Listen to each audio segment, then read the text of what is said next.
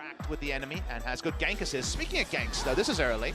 Yeah, Dove just walking up to the brush, and he's going to have to force this flash away. Dove does not have his E. See how Dove handles the mid lane now that Showmaker has double summoner. I'm going to hold the thought as Soar is going aggressive up into the top side. You can see that damage coming in. Noguri just trying to survive here. He's just going to shoot him in the face instead of that barrel. Means he doesn't get that speed up, and well... The first axe is usually something that Kali just shrouds, but then Lissandra comes in with W, Q, E, and R, and that can still not be enough.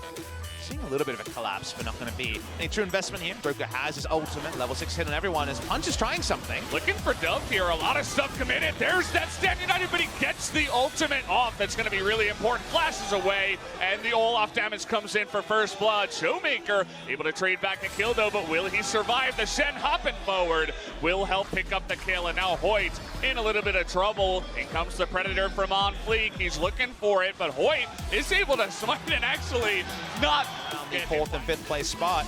Here comes the Rift Herald. The charge isn't going to kill it straight up. It's very, very low mid-health turret.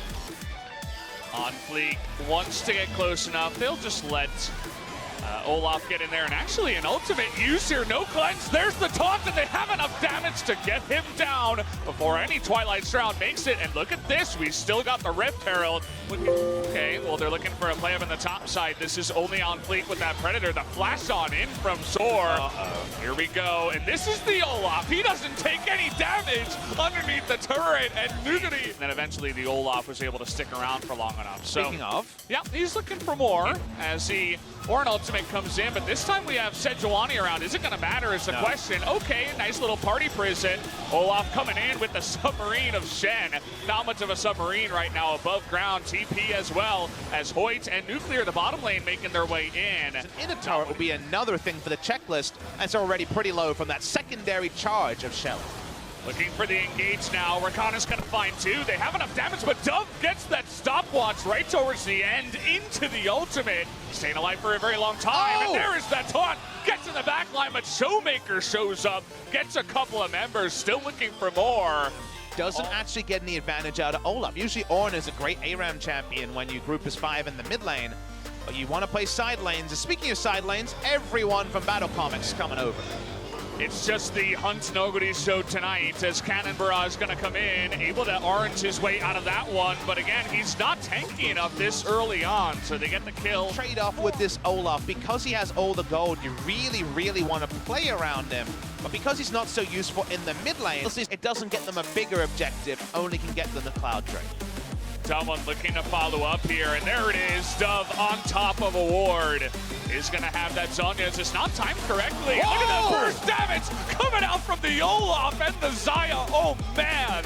Nuclear now flashing forward, is able to get the kill, but gives his life on the... The Olaf is the one most likely to be caught out, but when it comes to a turn like this... Boy. Here we go. Can they run from the Olaf? Not when you got an Ornn on the backside. Look at Nuclear just melt away. And Olaf still has more where that came from. They get the 80 carry. Joker did use his flash in the last fight. OnFleek also does not have his ultimate just yet. Nobody trying to get some barrel damage down, but here's the Lissandra right on top of him. Has that turn you were talking about. That's one extra member now. It's 5-on-3. Can Dom1 Gaming actually stop this Baron? It's going to be a rough feat. Maybe Showmaker has the damage to do it by himself. Punch no longer has his ultimate. Dove here, sneaking up to the right side, looking potentially to come from behind. Still has his TP. Maybe he wants to come back, but here's Showmaker. Gonna get in the back line, and a 3-man knockup from the Rakan, but do they have the damage to burst him down? Doesn't look like the answer is yes, as Punch nearly gonna go down here, flashes away. Showmaker now getting in, but the Baron will go over to Battle Comics anyway. Nuclear also jumping in the back line, and Showmaker will be taken out. In the end, they get the 2-for-1 in kills, plus the Baron. Battle Comics slow everybody up alongside the Ornn. And, I mean, the Olaf and the Lissandra able to rotate so nicely with that wave that was coming in. Looking for a knockup. That's going to go wide. It zones him out for now. But there's that big engage from Hoyt. He makes that recon work, but Showmaker in the cloud. Can he get anyone? No, he's able to burst down by the Olaf. The big barrel by GP gets everybody low. And Nuclear on full health is desperately looking for someone, but Hollow gets in with the big aggressive play.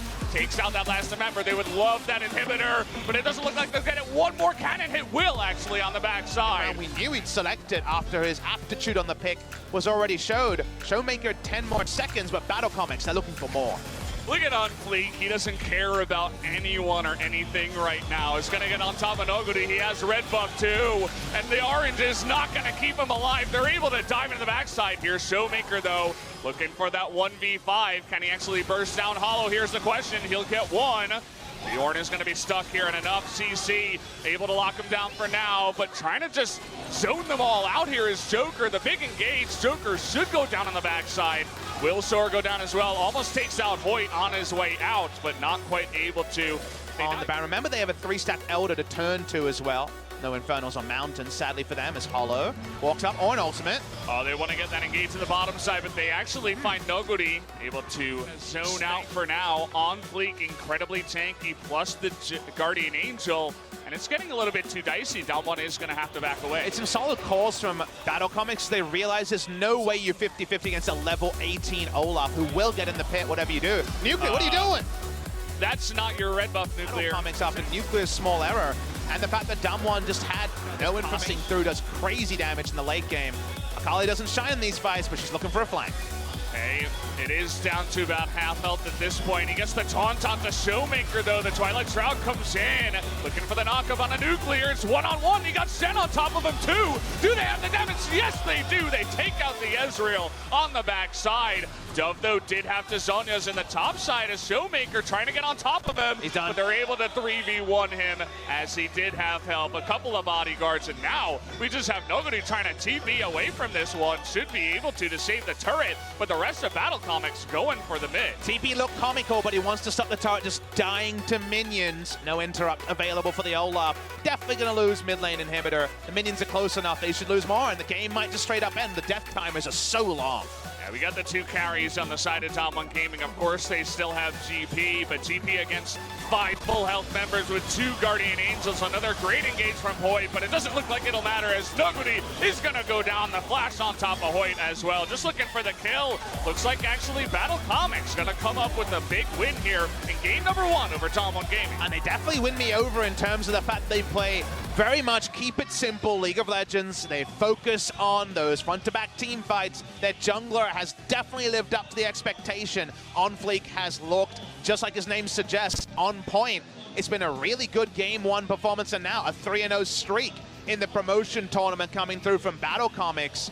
They can keep recreating that, and if Damwon Gaming keep trying to make it a bit complicated with cool, flashy assassins in the mid lane and counter-pick carries topside, seems like Team Battle Comics might rewrite the history book and actually be the first team qualified into LCK Spring 2019. You can tell the energy in the booth right now is really high. Everybody looking good. You mentioned this team, right? They have 3 players with a lot of experience, a bit older, right? Joker, Soar, and even I forget the guy, Nuclear, yep. Right? Down in the bottom side, but they definitely seem to have this experience, and they're just desperately trying to make it in to LCK finally. And we'll see if they can do it. It is only game number 1, but we'll take a look at this last Baron fight. Damwon seem like they have big names and big personalities who are all so sure they can carry with the pick they have. Meanwhile, Battle Comics are putting it together holistically and executing as a team. Joker linked up with his teammates much better on the Shen compared to his Tahm Kench games. OnFleek got raid boss status so early, legendary, around 20-25 minutes. And that was all they needed. Very nice stuff from Battle Comics. Again, really, really impressive. We came in